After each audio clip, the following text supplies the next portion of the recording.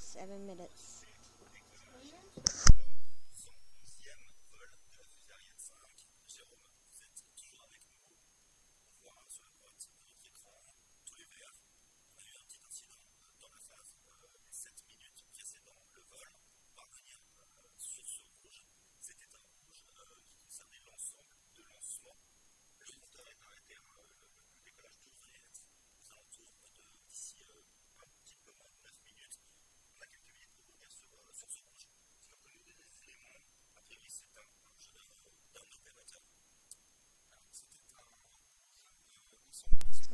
Sorry, it's gonna hold still.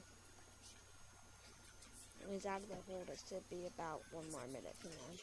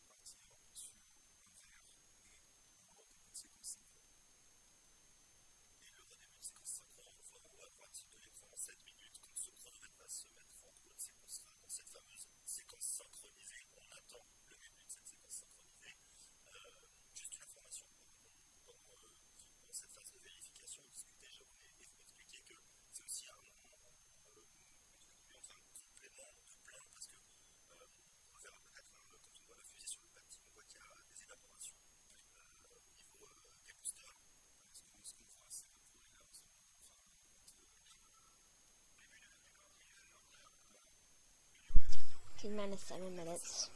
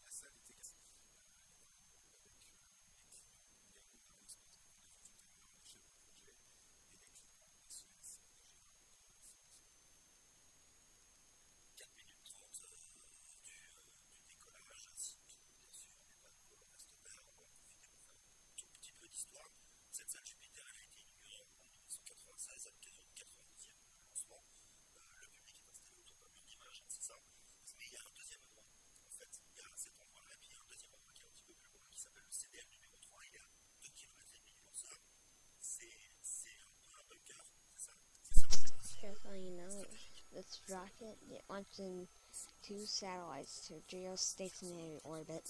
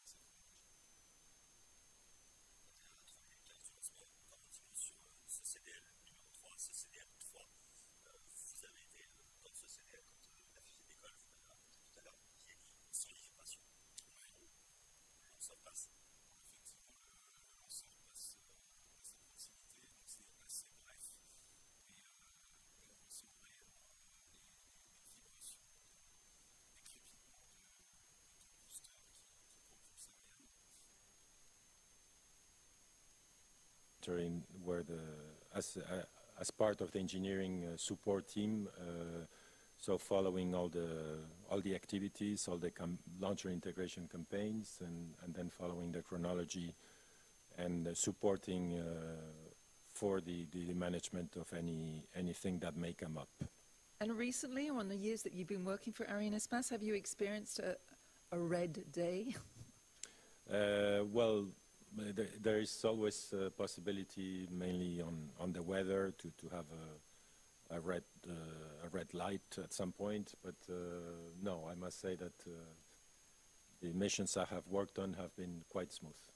So we are now at 1 minute 54, 1 minute 54 seconds from the launch.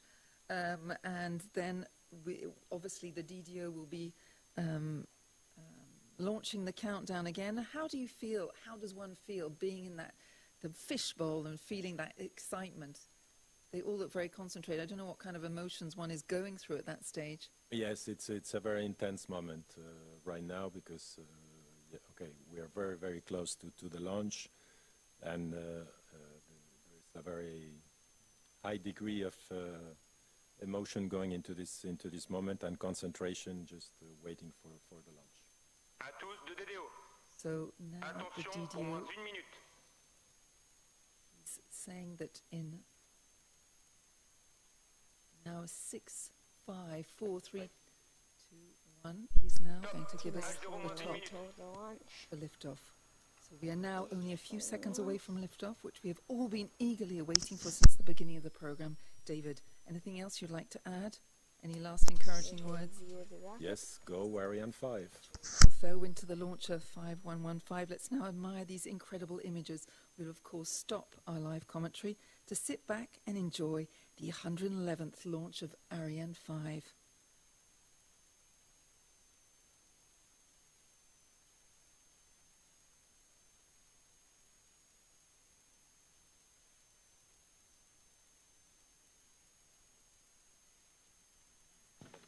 À tous de DDO. Attention pour le décompte final. 15, 14, 13, 12, 10, 9, 8, 7, 6, 5, 4, 3, 2, 1. Top. Allumage moteur Vulcain.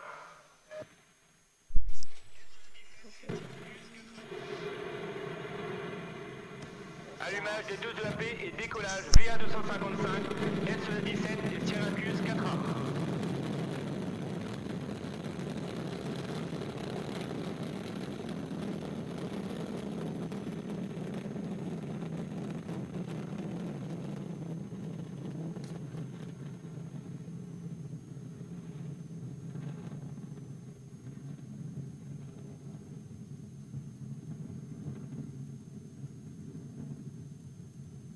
Well, the Ariane 5 launcher has just successfully completed its liftoff, but the mission is not over yet, is it, David?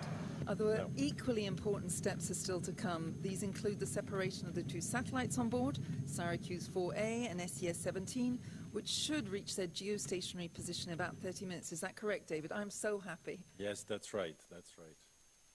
David, you are also connected with Kourou via an earpiece where the CVI transmits all the information concerning the evolution of the mission. What is the CVI and how does it work? Yes, I have a direct link with the CVI team, a team located in Kourou who receives the real-time flight data sent by the launcher to the tracking stations. And right now they confirm that all the parameters are as expected. These parameters include the altitude, the velocity, the engine parameters. So at 2 minutes, 19 seconds from liftoff, the CVI should announce, am I right, the separation of the boosters? Is that the first thing? Yes, that's right. How important is this step for the mission, David? La trajectoire est nominale. Yes, in a few seconds the booster separation should take place. The launcher will have gone through the most stressful part of the launch. Stressful. Yes, in terms of mechanical loads, dynamic pressure, and the booster separation will be at around 65 kilometers and traveling at the speed of Mach 6.5. So it should come up in just a few seconds. So a few seconds, 3 seconds. Yep, séparation we've des seen deux it de now. la paix. Yes, we have the confirmation Brilliant. of the separation, yes. Okay, so this stage is the first of many, and in a few seconds Ariane will be at an altitude of 110 kilometers, and the DDO will then be announcing the separation of the fairing. What can you tell us about this particular stage, David? Yeah, so at 110 kilometer altitude, the atmosphere has become really thin, only a few air particles remain.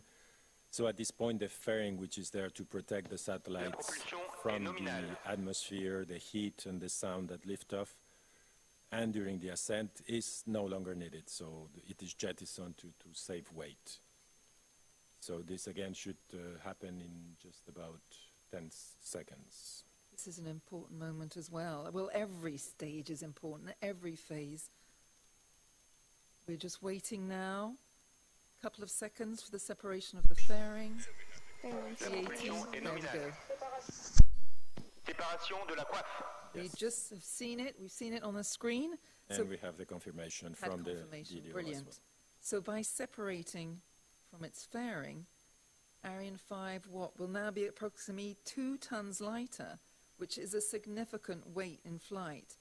La trajectoire est nominale. SES-17, one of the 2 satellites launched tonight, had a launch mass of more than 6 tons, and it is one of the 10 heaviest telecommunication satellites launched by Arianespace since its creation. Am I correct, David? Yes, that's right, yes. So at this stage of the launch, we have a launcher that weighs what and is traveling at what speed? We can see it up on the screen, I think. Can you tell us? Well, in terms of mass, the launcher was about 780 tons at liftoff. Right now, we have only about 149 tons left. And the speed, as you can see, yes, it's about 2.7 kilometers per second, which is about a third of what we need to reach. At the end of the flight, we will be about 9.3 kilometers per second.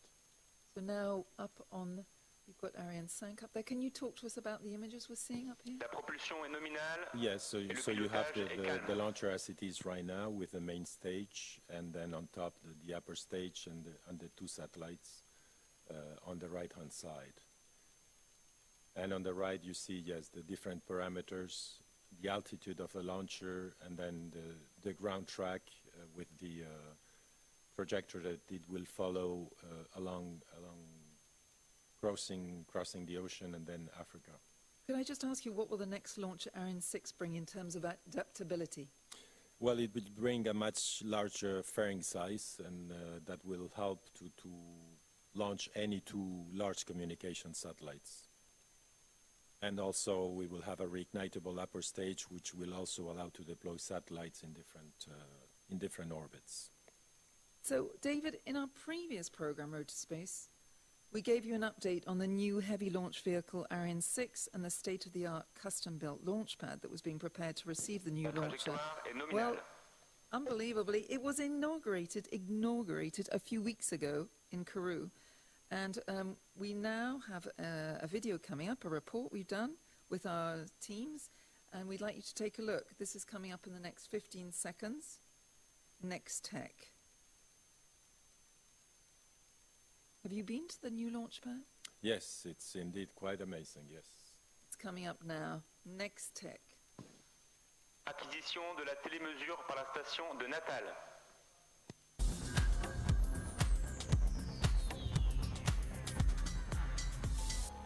55,000 cubic meters of concrete, 900,000 cubic meters of earthwork, 8,000 cubic meters of structural steel. Some 600 people worked on the site of what is Guiana Space Centre's 9th new launch complex, which was inaugurated on the 28th of September. Particulièrement heureux de célébrer aujourd'hui avec vous l'inauguration de ce magnifique pad de tir. Built by the CNES and its industrial partners in French Guiana, the Ella 4 pad will welcome Europe's upcoming Ariane 6 rocket. Ella 4 is made up of the launch pad, which is the base that supports the launcher itself, all structures and equipment necessary for final assembly operations, the launch table that is embedded in it, the mobile gantry and the umbilical mast. The new CSG launch pad is what you'd call state-of-the-art. Central to its design, 2 important objectives: to reduce launch costs, achieved by integrating the launcher horizontally, and automating operations.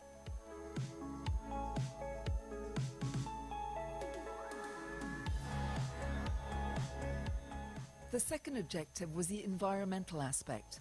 Archaeological excavations, a wildlife inventory, and to cede 1,336 hectares of land to the Conservatoire du Littoral to offset constructions. As for infrastructures, the LF4 complex will significantly minimize the use of air conditioning and therefore energy consumption during operations. We will, of course, come back to you to talk about this 9th launch zone, which will shortly welcome Ariane 6.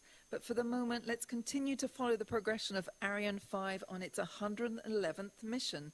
The DDO, Head of Operations in Kourou, has just announced the acquisition of the natal station. David, you have been our expert throughout this program in Road to Space since the beginning of the mission. Can you talk to us a bit more about this stage of the flight, which is as crucial as the first? Yes, so right now the main stage is in the last seconds of its job. The main engine will shut down in a few seconds, and the stage will be separated. And after that, there will be the ignition of the upper stage engine. So it should come up in a few seconds. And the shutdown must be now. The upper stage? There we go. There we go. Yeah. Extinction moteur Vulcain. EDO is just telling us that. Yes, we have. Séparation de l'étage principal cryotechnique. We have the confirmation of the separation, and we have the confirmation Allumage de l'étage et du as moteur well of the HS7 ignition NB. of the upper stage engine. What does that all mean? Well, it means that everything is going as expected. It's good news. And in the meantime, we have also heard that we had acquired the Natal tracking station, which is in Brazil. And so for the time being, everything is good. So, so we don't see the launcher anymore. No, well, for the time being, in fact, we are still being tracked both from the Gallia station, which is right next to the launch site, and from the Natal station in Brazil. But yes, the visibility from the Gallia station should be lost in a few seconds. So sorry, can you just take us through those steps again? What will be happening next? We're at now 10 minutes 11 after the launch. Yes. So we're tracking on the map. If we see on the map right now on the right, we can see on the map that we are north of Brazil. we're before the loss of natal, which is yes. La propulsion est nominale et And le pilotage est calme. we see that the launcher is basically flying horizontally. It's increasing its speed. going towards It's the maybe east. it's even going down a little bit to gain some speed. And it's going across the Atlantic at very quickly at 7.2 kilometers per second. We're now 1 minute away from the loss of natal. Yes. What does that mean? What does that mean for Ariane 5? Well, it means that yes, in a few seconds we should be too far to be visible from the tracking station in Natal in Brazil. So we will have a short period during which the launcher will not be tracked by the ground stations. But this is not a problem because the launcher has like a hard drive where it can store the data and then it will download it when we reach the following tracking station, which is in the Ascension Island in the middle of the Atlantic. So, for example, will the DDO be telling us all of this at 11:53 in 10 seconds' time? Is he the person who... Yes, he should be telling that to us. Of course, these are the theoretical times. Sometimes the tracking is better than expected, meaning that we may not lose it at the time that is expected. We can lose it a bit later on. I'm just being told in my earpiece that in a couple of seconds we will be seeing that launch. Here we go. I think we're going to be seeing La it. trajectoire est nominale. Oh, no. He's just announcing exactly what you said. But as you see, on the left-hand side of our screen is the launch Can we go through it again? Right. Can you talk us through it? Yes, we saw there the ignition of the Vulcan engine. This engine was checked right after its ignition, and once everything was checked to be normal, then the ignition of the boosters took place. Once the boosters are ignited, there's nothing that can hold the launcher down, so it lifted off with a large thrust, more than 1,500 tons, mainly from the boosters. In about 20 minutes, Ariane 5 will place the 2 satellites SES-17 and Syracuse 4 into geostationary orbit. It's been a long journey from the clean rooms of Thales Arianespace in Cannes, where we went to meet Kevin and Patrice on the Thales site. They both worked on the design and construction of these technological gems. Let's hear what they have to say. This is today's space work, a report for Road to Space, which is coming up now.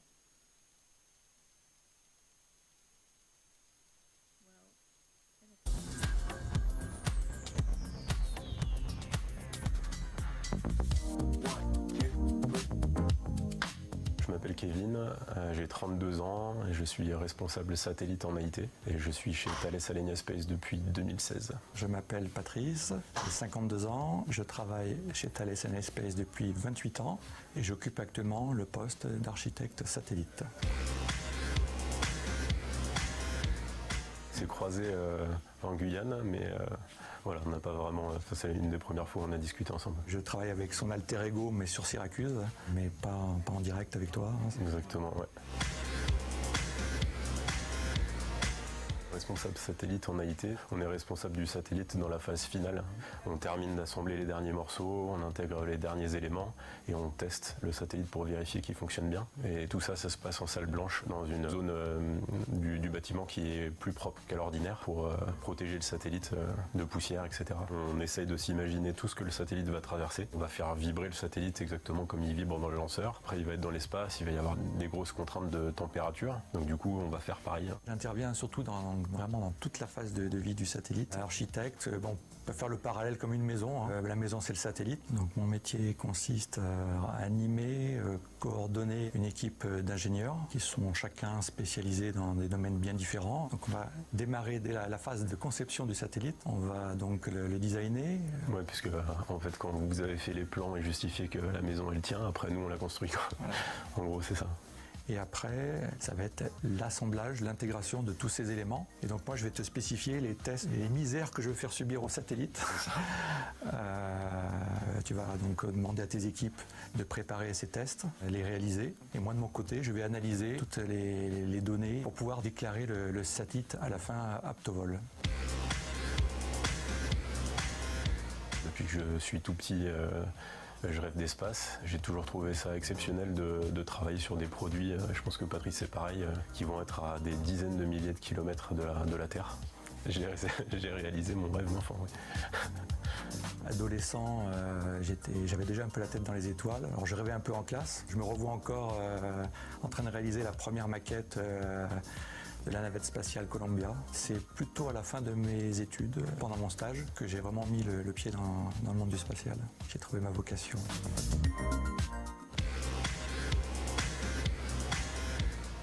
Le dernier programme sur lequel j'ai travaillé est le programme Syracuse 4. On va pouvoir assurer les communications entre les militaires sur un théâtre d'opération qui puisse communiquer avec la métropole en France. Donc c'est grâce à notre produit que nos militaires arrivent à s'organiser et à communiquer. Le satellite SES-17 porte 3 innovations majeures. Qui dit innovation dans le spatial, je pense que Patrice sera d'accord. Innovation dans le spatial, c'est toujours difficile. Quand on justifie que le satellite va bien fonctionner, on justifie qu'il va bien fonctionner pendant 15 ans dans l'espace sans que personne ne puisse le réparer. Donc dès qu'on met une innovation, ça veut dire que personne n'a jamais utilisé le système nouveau. Et donc on doit démontrer tant bien que mal que tout va bien se passer. Syracuse 4, c'est très récent. J'ai passé un mois en campagne à Kourou, sans savoir, dans ma chambre d'hôtel. J'ai vécu pendant 15 jours avec une araignée la plus dangereuse au monde. Voilà, on vit dangereusement dans ce métier aussi. Je pensais être dans ma petite chambre climatisée et en fait non, je vivais avec un monstre. C'était sur SES 17. Je me souviens que c'était un vendredi où c'était une période difficile où l'équipe était fatiguée, etc. On a eu un problème particulièrement contraignant à gérer sur le satellite. Étant donné que c'était le vendredi après-midi, je m'attendais vraiment à ce qu'on soit quand même peu à devoir résoudre le problème. Je me souviendrai toujours du moment où en fait j'ai vu tout le monde en salle blanche, des gens qui n'étaient pas du tout censés être là, venir prêter main forte au reste de l'équipe. Je me souviens du feeling que j'ai ressenti en me disant cette équipe est géniale parce que c'est ce genre de choses qui a fait la différence sur le satellite et c'est une des raisons pour lesquelles on devrait lancer la fusée à l'heure avec Syracuse.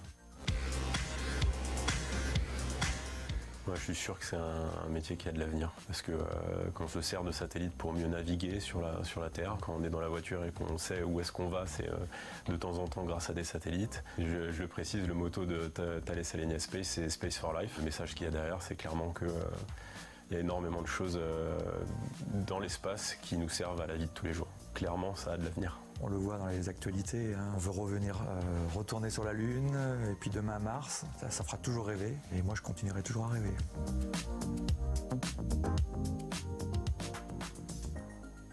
They have what you might call a dream job. Certainly, these are the jobs of the future.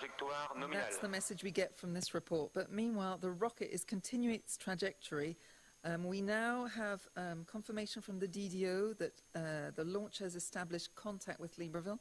Can you confirm that to me, David? Yes, that's right. Yes, we are. Everything is going as expected. We are getting closer to the end of the upper stage propulsive phase. So this Ariane 5 flight with these two Thales Arianespace satellites aboard is a unique moment for the leader in satellite systems. Hervé Deret, CEO of the French company, is going to explain to us why. Let's take a look at this new report we have to offer you, open source, with the CEO, Hervé Deret, pardon.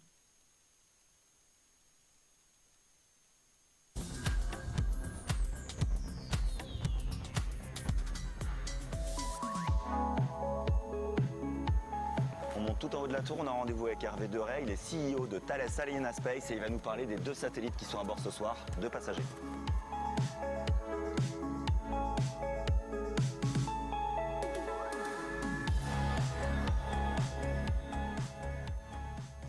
Hervé Deret, bonjour, on est chez Thales Arianespace. Est-ce que vous pouvez nous expliquer le rôle de votre entreprise? Thales Arianespace, c'est un des grands leaders dans le domaine des systèmes satellitaires et c'est une joint venture entre 2 groupes de l'aerospace and defense, Thales d'un côté et Leonardo de l'autre. Et on est répartis sur 17 sites, principalement en Europe, mais également aux États-Unis.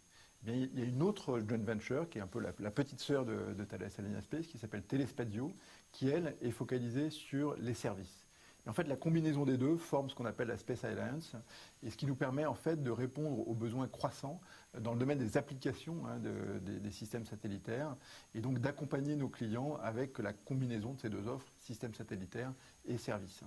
Et en fait, ces systèmes, ils contribuent à la vie de tous les jours et ils préparent l'avenir. On est là ce soir pour parler du lancement VA255. Est-ce que vous pouvez nous expliquer pourquoi c'est un lancement important pour Thales Arianespace? Dans la vie d'un satellite ou dans la vie de son développement, le lancement est toujours un moment absolument exceptionnel.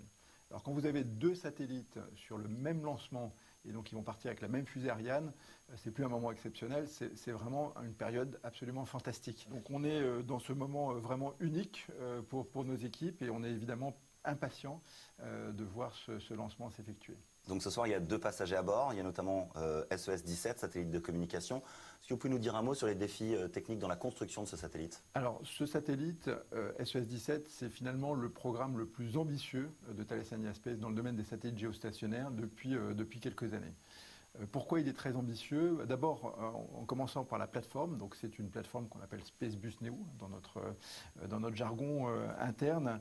Et c'est une plateforme entièrement électrique. Alors, au passage, d'ailleurs, c'est la même plateforme qui est utilisée aussi sur Syracuse 4 et qui permet d'emporter avec elle une charge utile, donc la charge qui vraiment prend en compte la mission de télécommunication, ultra capacitive. Donc il va avoir une très grosse performance et vous pouvoir offrir des très grands débits. Si on avait utilisé des technos anciennes, il aurait fallu plusieurs satellites et plusieurs lancements pour réaliser une mission complètement équivalente. On parle de quelle technologie de la propulsion? Alors on parle effectivement de la propulsion électrique qui permet d'économiser de la masse pour l'ensemble du satellite. Et la masse qu'on a réussi à économiser, eh bien, ça permet de faire une charge utile plus grosse, plus capacitive et qui a ce niveau de performance totalement inégalé.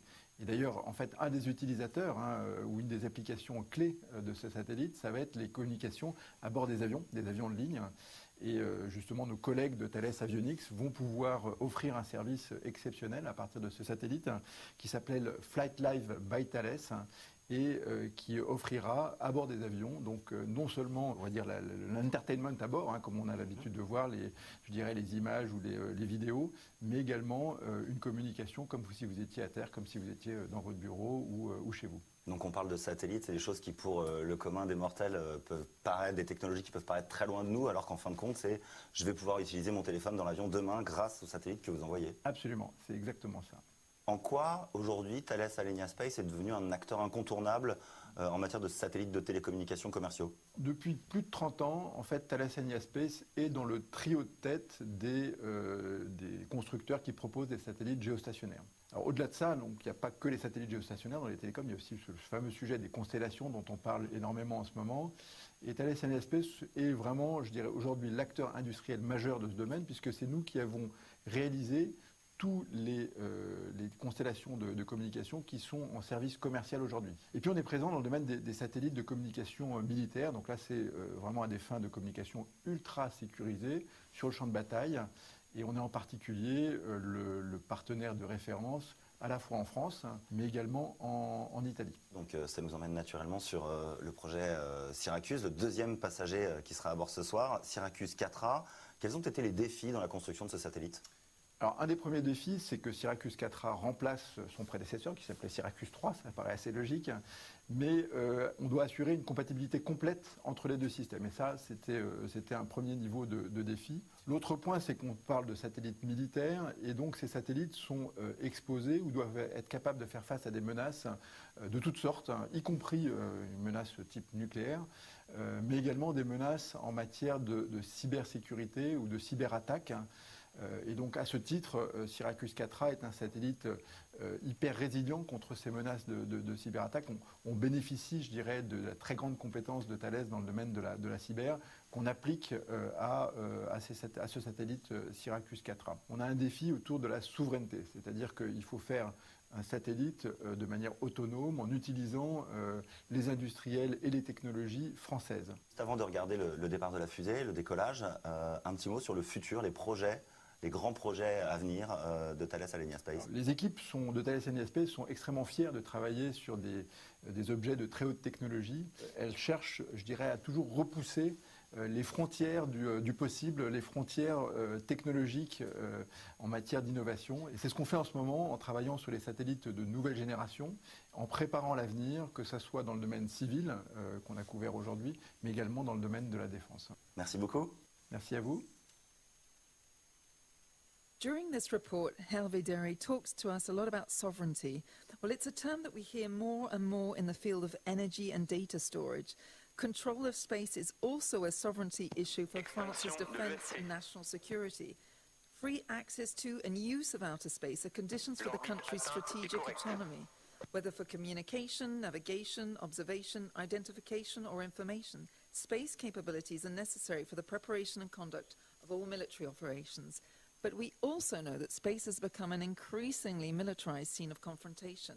What with jamming and espionage are developing, and the democratization of access to space is making it a source of rivalry between many state and non-state players, both historical and emerging. So in order to move forward, a new armament program called Mastering Space has been launched. It is made up of two components, surveillance and active defense. France's goal is to better monitor its satellites and, in the event of a hostile act, to respond in an appropriate and proportionate manner in accordance with the principles of international law. But then, hey, let's get back to Ariane 5.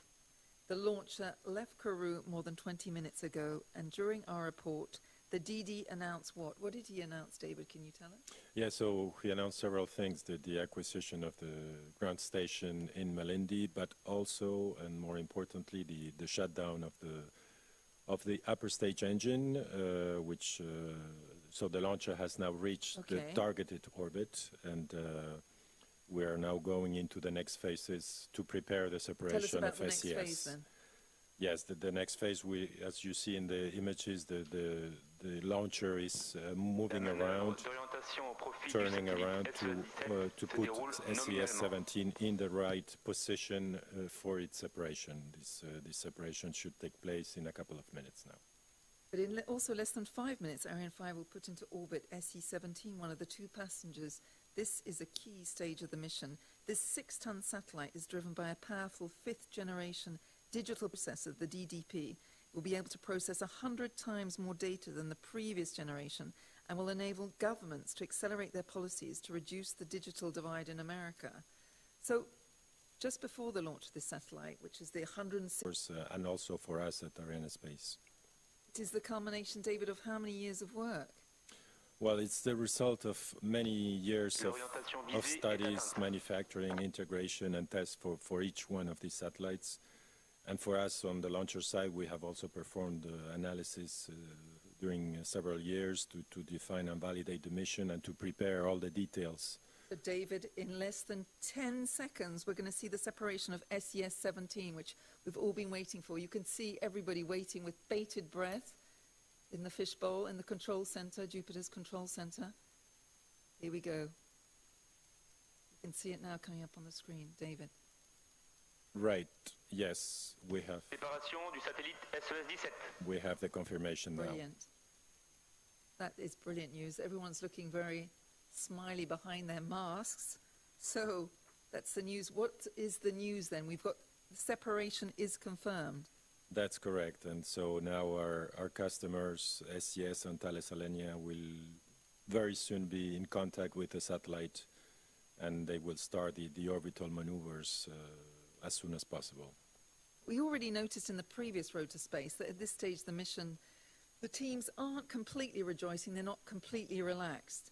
Can we say, though, that this separation was a success, even though there's not smiley smileys? Yes, indeed, reaching the orbit is a major step for them. It's the start of the satellite operations in space. As I said, the teams will establish contact with the satellite within 30 minutes and will start deploying the large solar panels of SES-17. And in the coming hours, the plasma engines will be ignited to start climbing to the final orbit. What are the next phases? Can you talk to us about that? What you will be looking forward to? Yeah, so right now, as you see in the image to the right, there is the main stage, the upper stage, and then the CILDA, the double launch structure that is still covering the lower passenger, Syracuse 4A.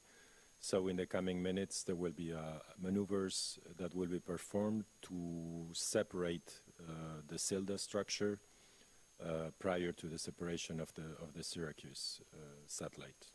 So what kind of speed is it going at now? Well, right now, as you see down in the screen, we're at a speed of 8.5 kilometers per second, and we are climbing up. The altitude is increasing rapidly. As you can see, we are right now at 7. Yeah, how far is it climbing? How quickly? Well, you can see that basically it's going up by a few kilometers per second. As you can see on the right, we are right now at 1,830 kilometers and going up fast, yes. So whereabouts are we? If we look back on the map, we are now if we look at still the map, over the Indian Ocean. Right, we are on the Indian Ocean, and what we mentioned before, as you can see in the simulation, we are now, the sun is rising in the Indian Ocean, which means that the satellites will be able to get sunlight very quickly. Which was important as an important factor, which is why we have launched off so late tonight. Can you tell us that? That's correct. That's the reason we launched late, so they could have sunlight very quickly after their release from the launcher. Well, I think we're close to sunlight here in Paris in over 2 hours. It's 4:42 here in Paris. It's quite late here. And we're now waiting for, well, The SIL, the separation, and also the separation of our satellite Syracuse 4A, which we'll be looking forward to, because that will, once that happens, what happens? Yes, once, of course, once the second satellite is separated, then the upper stage will begin its passivation and its end of life maneuvers to make it come back down as much as possible and reduce the lifetime in orbit. So, for example, when we're in the Jupiter control room, what are we feeling at this moment? You know, it's still obviously very, very tense. Yes, that's right. For the first customer, SES-17, I would for say the customers, yes, they're a bit relieved because the separation has taken place. But of course, for the second ones, they are still waiting for these important moments, which are the separation. See a lot of people are rubbing their foreheads. Yes, everybody's is waiting patiently for the last events to take place. Yes. So can you, who are we seeing now on so the screen? Here we have some customer representatives from Syracuse 4A. We have... How can you recognize them? Well, usually they have, you can see the small labels their in logo. front. Okay. Yes, and their logos. They all seem to be here heads we have down. the mission directors, Thierry Fahem and Christophe Besnard, who are the mission directors who are the Arianespace representatives for these two satellites, together with the satellite customers next to them. They seem to be looking up. They're looking up at the screen, obviously. Yes, they are following the last moments. Here we have some other customer representatives. This was the well. amphitheater we talked about earlier, was it not? That's correct, yes. So there's a huge screen in front of them. They're watching the images live. That's correct. Everyone looks very, very serious and very, very focused. Yes, and we should have the separation of the SILDA structure coming up in... The DDO, will he be telling us that? In less than 1 minute, yes. We will indeed get the confirmation from the DDO in around 40 seconds. So we can still see its trajectory. Yes, we can see the SILDA structure, the black structure on top of the stage. Great it is we did have that green panel tonight after that little worry before with the red. Yes.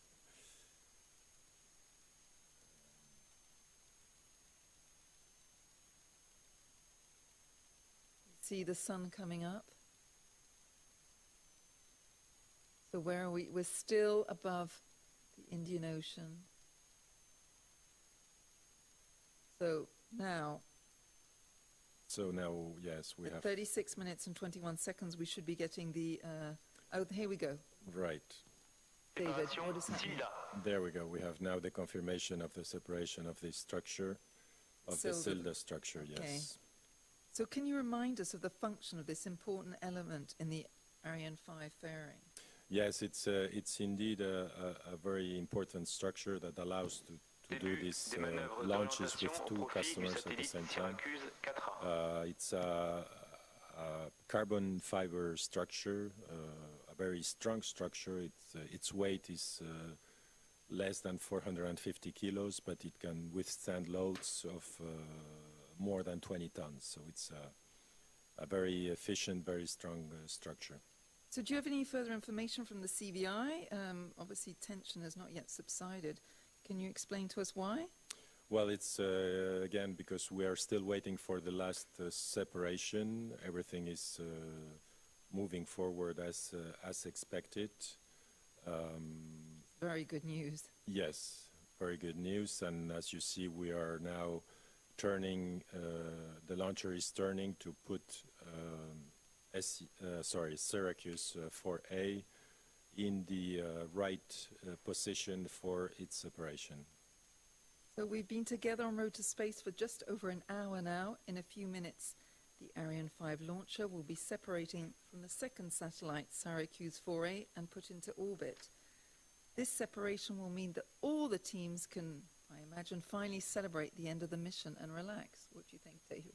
Yes, that's right, yes.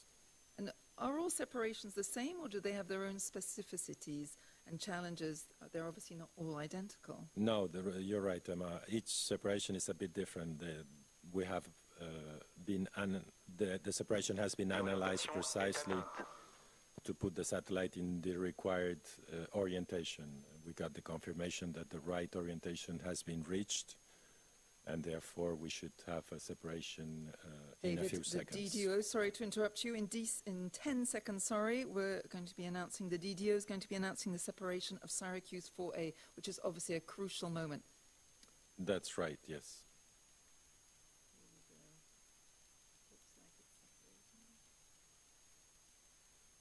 Yes, we have. Séparation Syracuse 4A. En attente des acquisitions satellites. Applauses. We can hear the applauses in the Jupiter control room. That's fantastic. Yes, the separation. They must be so happy. Look at those smiles on those faces.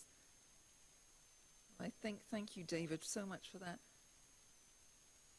Look, there's applause all around. They must be very, very relieved. That's right. The mission was successful. Plugging the stream for a couple more minutes and ended. So now their life, satellite's life, begins in space. That's correct. The launcher has finished its job. It's up to the satellites now. It's up to the satellites now.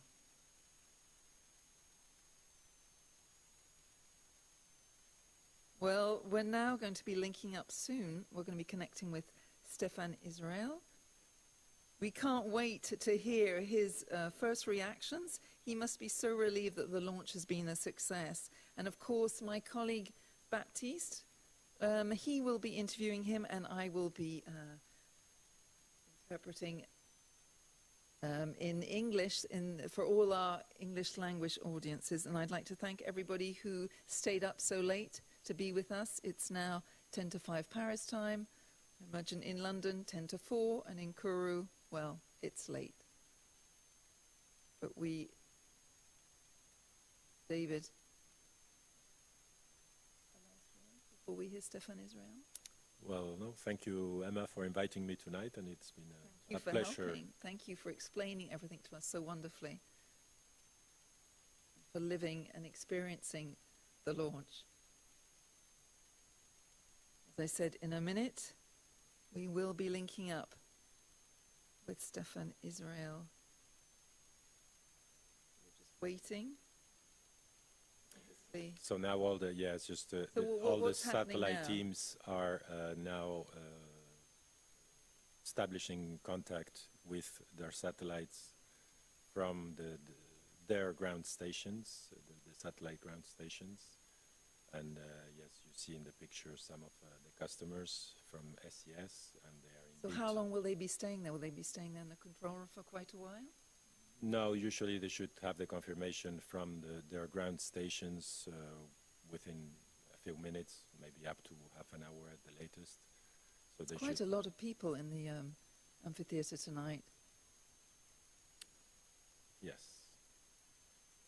But no one's allowed to move. What are they waiting for? Well, they're waiting again for the satellites, the customers to confirm that they have established a contact with their satellites. How long does it take normally?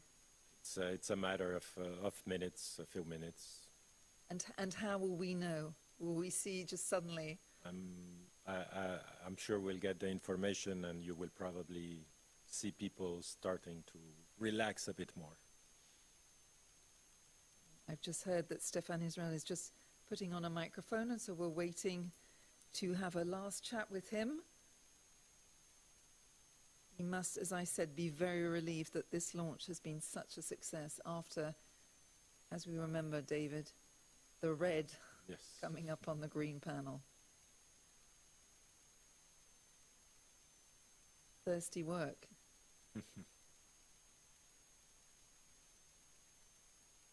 So, as I say, we are still now waiting. And they are still waiting in the Jupiter control room. Waiting to get the okay from the client. Yes.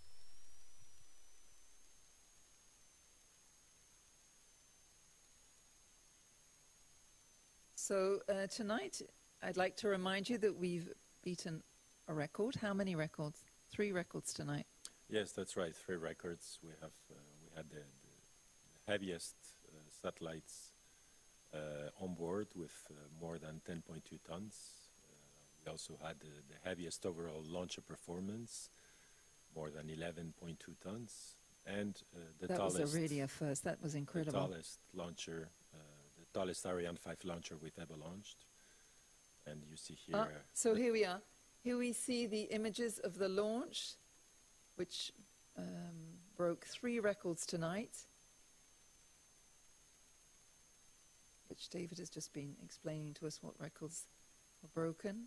The tallest launcher the tallest to go into launcher. space, the heaviest. The tallest Ariane 5. Ariane 5. Yes. That is quite remarkable. While we're watching these images, we're just waiting to have Stefan Israel. As I said, we'll be talking to my colleague Baptiste, and I will be translating to English because obviously he is French. But look at those images. That was something very dramatic. Yes. What do you feel every time you see that? I was... here we are, back again. Into the Jupiter control room. Am I wrong when I say it's the fishbowl, or is it just... Yes, that's how we usually call it. That's how you call it. Yeah. Here we are. Here we are. So, good evening. Oui, bonsoir, rebonsoir, plus exactement. Bonjour. We have just seen the smiles all around the control room, Stefan. Of a big success tonight. Oui, enfin un succès surtout pour nos clients, pour SES et pour le ministère des Armées, puisque leurs satellites. Yeah, well, we're closing the chapter of a long journey that has led us up to this precise moment. It has taken several years of work to prepare this launch, and I would like to thank all the people who made it a success. In the last few minutes before liftoff, all eyes were fixed on the launcher, but we mustn't forget that the launch is above all the result of teamwork, of dedicated and passionate people. I would therefore like to thank the teams from Arianespace, Ariane Group, Thales Alenia-Space, SES and the French Ministry of Armed Forces, and especially the French General Armament Directorate. And of course, without forgetting all the team ESAs and CNES. And now Stefan is now talking about the next launches. He's talking about the next launch will be the James Webb launch, liftoff, the Vega launch, and on the 18th of December, the James Webb launch.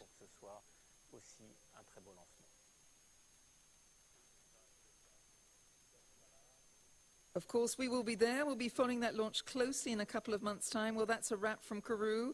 Thank you, Stefan. Well done to the teams involved. And thank you so much, David, for being with me here in Paris this morning. Well, it's time to say goodbye from both of us. We'll see you again shortly on the next road to space. Bye-bye. Bye, thank you.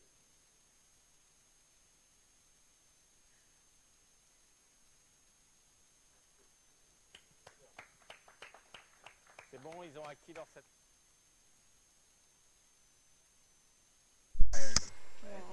Was successful. I almost got the Hanzo again. In this stream. So, goodbye.